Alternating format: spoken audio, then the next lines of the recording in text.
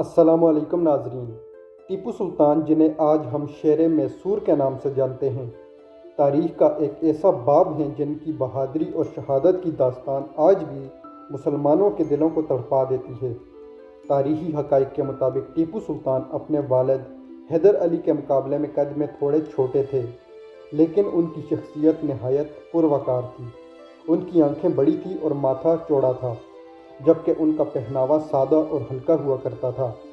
وہ ایک ماہر شہ سوار تھے اور انہیں ڈولی میں سفر کرنے سے سخت چڑ تھی، کیونکہ وہ گھڑ سواری کو ایک عظیم فن مانتے تھے۔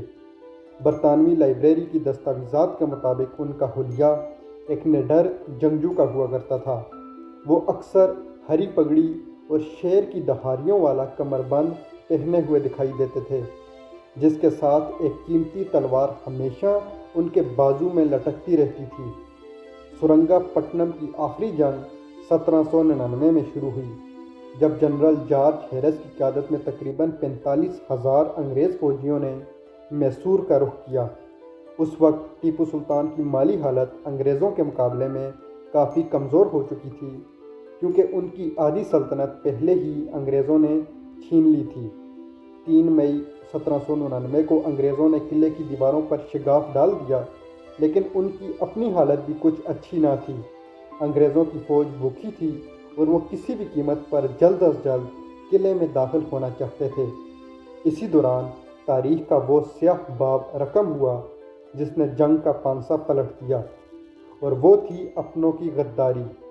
میر صادق اور ندیم جیسے غداروں نے اس وقت فوجیوں کو تنخواہیں بانٹنے کے بہانے سے پیچھے بلا لیا جب انگریز قلعے پر حملہ کرنے والے تھے۔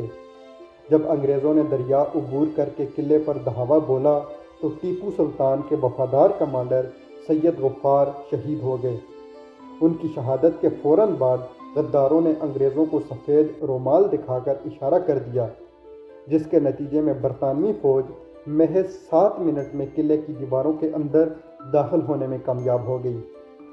ٹیپو سلطان، جو اس وقت کھانا کھا رہے تھے، جیسے ہی انہیں سید غفار کی موت کی خبر ملی، وہ کھانا چھوڑ کر اٹھ کھڑے ہوئے اور اپنے گھوڑے پر سوار ہو کر میدان جنگ کی طرف دوڑے۔ انہوں نے کسی بادشاہ کی طرح نہیں بلکہ ایک عام سپاہی کی طرح پیدل لڑ کر اپنے فوجیوں کی ہمت بندھائی۔ جنگ کے آخری لمحات میں ٹیپو سلطان بری طرح زخمی ہو چکے تھے۔ ان کا گھوڑا بھی مارا گیا تھا۔ ان کے ساتھیوں نے انہیں مشورہ دیا کہ وہ انگریزوں کے سامنے اپنی شناخت ظاہر کر دیں تاکہ ٹیپو سلطان کی جان بچائی جا سکے، لیکن شیر میسور نے قید کی ذلت پر موت کو ترجیح دی۔ جب ایک انگریز فوجی نے ان کی قیمتی تلواریں چھیننے کی کوشش کی تو وہ مرنے کے قریب ہونے کے باوجود سلطان نے اس پر حملہ کیا۔ بالآخر ایک گولی ان کے ماتھے اور ایک کان کے پاس لگی اور ٹیپو سلطان شہید ہو گئے۔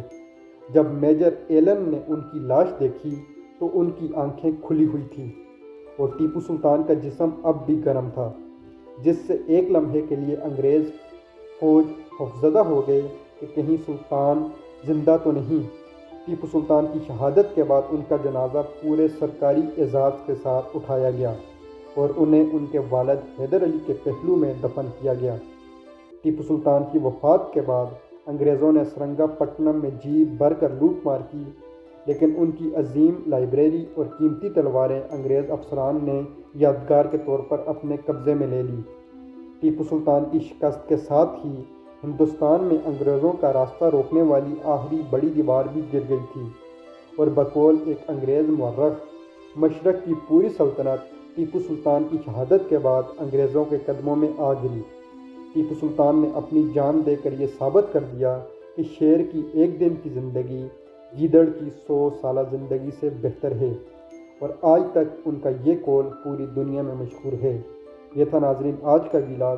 اگر آپ کو پسند آیا ہو تو ویڈیو کو لائک اور شیئر کرنا نہ بھولیں۔ اجازت دیجیے، اللہ